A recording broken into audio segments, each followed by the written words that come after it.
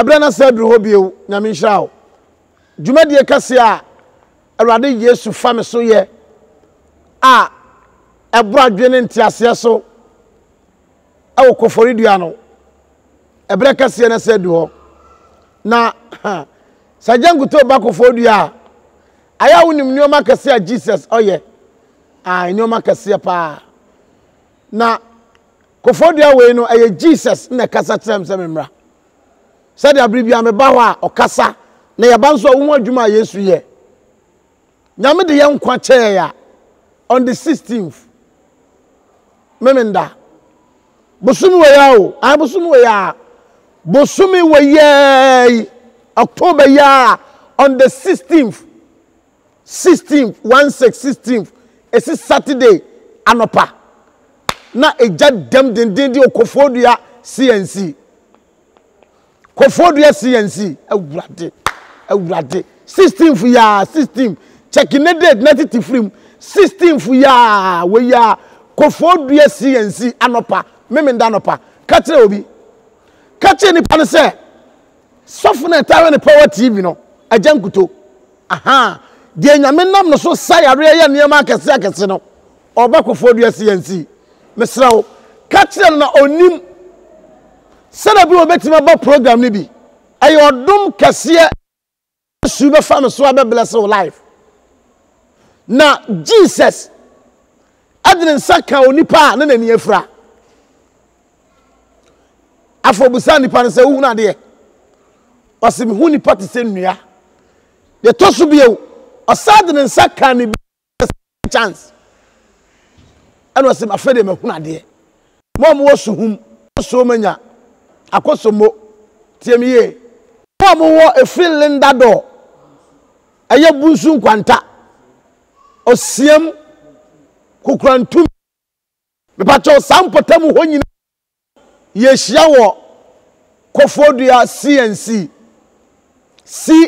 eye cultural center ho.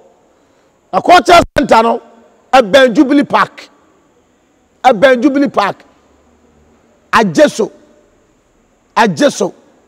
Ben Jubilee Park. Ubeti crowd for Galloway. And as a Galloway Junction.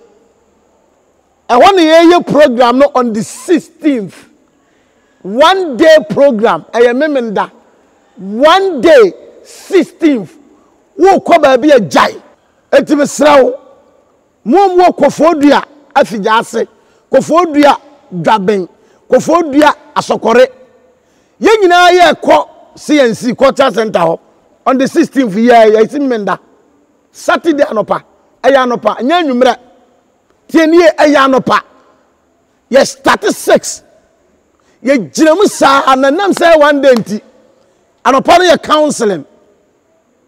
Me no betra se di nkomo na bade be fa me so aboa wo sa wo ba Kofodua program no a aya fa bottle water ba ko pe me hira so ama wo e bia na usika sam wo fom na wo hwe me ana yare bi haw pa aya fa ewo wo fi a fa bibra Kofodua program e 1 day. But unfa problem ma hon san fan ko da. Inshallah. Unfa problem me man san ko da in the name of Jesus. Enso bako. Bottle water bi aye. Sikasam nya. Obako school onima de epilepsy bro ni se atwere. Mojam yare mojam yade. Yade ni wo mojam. HIV/AIDS, hepatitis B and C.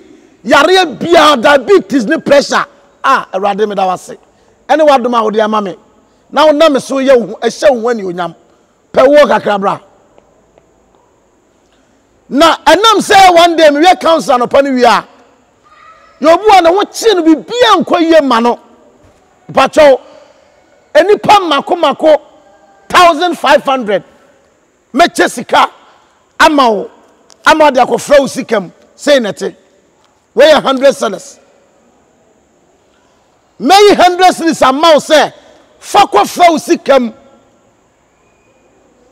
de ntia wo to ade awia ba wie na sika no so ate no ya bɛhwɛ ho asɛmaka 16 fi okofodua CNC ho